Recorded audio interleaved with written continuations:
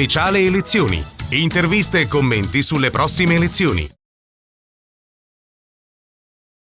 Bentrovati agli amici di Radio Veneto 1 per un nuovo spazio di approfondimento politico dedicato a presentare i candidati e i programmi in vista delle prossime elezioni del 4 marzo. È nostro ospite in questa occasione Matteo Favero, candidato per il Partito Democratico nel collegio uninominale della Camera Veneto 104, questa è la denominazione, è il collegio interprovinciale che comprende in buona sostanza Castelfranco e la Castellana, i comuni del comprensorio, e poi parte della provincia di Venezia con Martellago, Noale e Scorzè. Ben trovato Favero, grazie per essere con noi. Ben trovati a tutti voi, grazie.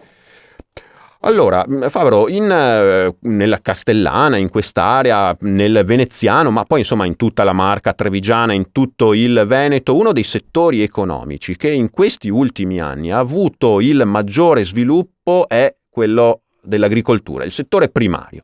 Però certamente si parla di un ritorno ai campi, ma non è più l'agricoltura e non può più essere l'agricoltura dei decenni scorsi, dei nostri nonni, bisnonni, insomma. Ecco, non può più essere questo tipo di agricoltura. No, assolutamente. L'agricoltura e l'agricoltura veneta in particolare vince nel mondo sostenendo il nostro Made in Italy perché punta sulla qualità. Pensiamo ai prodotti più famosi della nostra terra, che sono il radicchio di Treviso, il variegato di Castelfranco e l'asparago di Badoere, il prosecco. Vincono nel mondo perché puntano sulla qualità e soprattutto quando vengono acquistati raccontano di un territorio. Quando all'estero si compra una bottiglia di prosecco o un altro prodotto del nostro agroalimentare più di qualità, si compra anche il saper fare veneto, il saper fare italiano, un legame con il territorio, con la bellezza.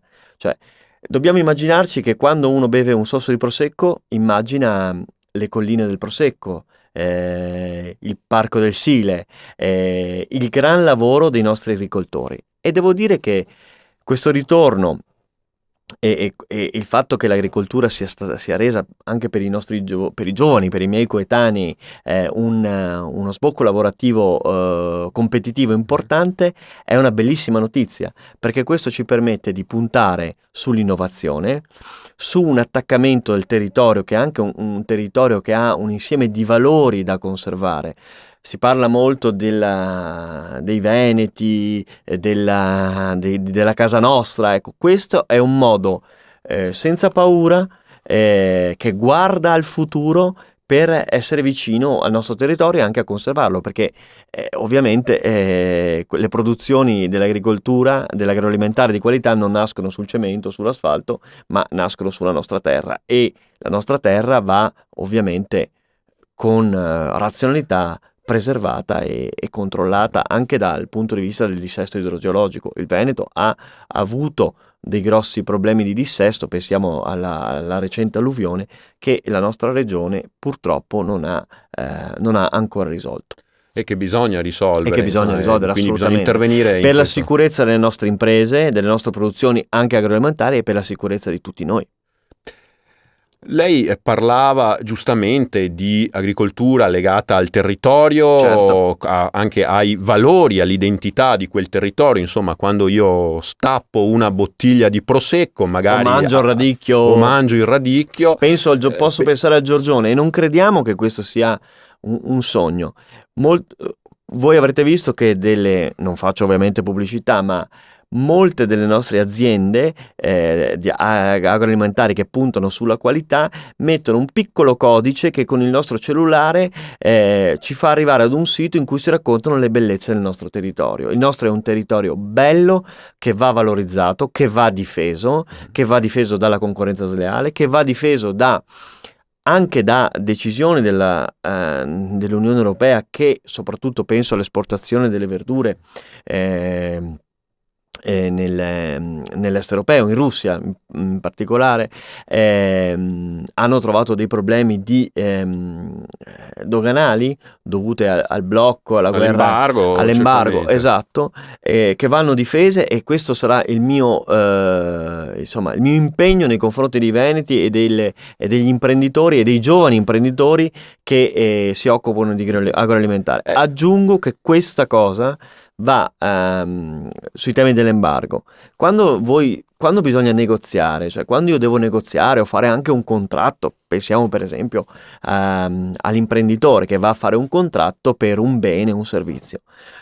Se io critico, delegittimo, offendo colui con il quale devo fare questo contratto, ovviamente ho dei margini di trattativa diciamo così. Minimi, perché se io ti offendo, come dire, chiudo. Non dispongo nel modo migliore il mio con questo non voglio dire che l'Unione Europea è infallibile, anzi noi abbiamo bisogno di un'Unione Europea giusta, vicina al cittadino ed equilibrata. Perché proprio per questo, Matteo Favero, riallacciandomi anche appunto alla difesa di quelle produzioni di qualità e di nicchia alle volte di cui lei parlava, in effetti l'Unione Europea non è sempre stata per così dire molto favorevole proprio in queste produzioni, magari per tutelare hanno prevalso gli interessi di altri paesi che hanno altri tipi di agricoltura molto più massiva, molto più intensiva, quindi anche lì bisogna intensificare la nostra azione di tutela, appunto, perché assolutamente sì. Allora, dal punto di vista nazionale, gli ultimi due governi di centrosinistra a guida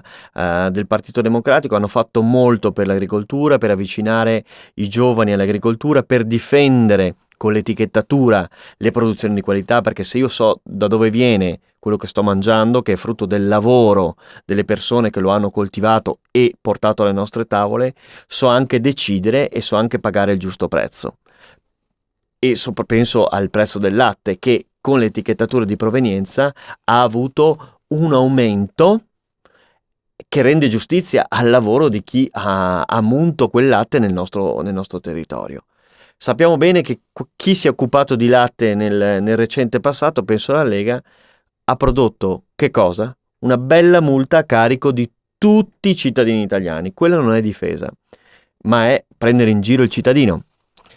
Aggiungo che è vero che l'Unione Europea non è stata vicina e molto spesso ha favorito le grandi produzioni estensive, ma diciamo che noi dalla nostra abbiamo la bellezza del nostro territorio, la nostra fantasia, la caparbietà, che dei veneti caparbietà e lavoro è l'essenza, e con la nostra qualità e il nostro lavoro riusciamo a sconfiggere la concorrenza sleale, perché se guardiamo i risultati dell'export e dell'agroalimentare italiano e veneto, abbiamo numeri da grande potenza mondiale.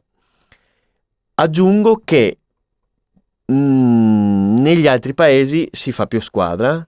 Il ministro Martina, il Partito Democratico, anche il gruppo del Partito Democratico nel Parlamento europeo ha percentuali di presenza nei tavoli di trattativa e nelle commissioni altissime.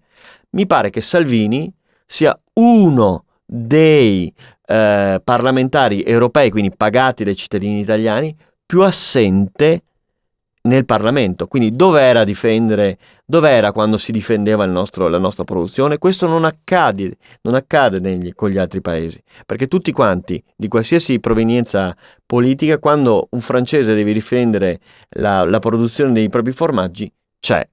Noi invece, come Partito Democratico, ci siamo stati. Gli altri fanno propaganda da bar. Grazie a Matteo Favero, candidato alla Camera nel collegio uninominale Veneto 1, 04, Castellana e parte della provincia di Venezia per il Partito Democratico. Grazie di essere stato con noi. E buona. Grazie anche da parte mia per averci seguito. L'invito naturalmente è ai prossimi appuntamenti dedicati alle elezioni del prossimo 4 marzo. Speciale elezioni. Interviste e commenti sulle prossime elezioni.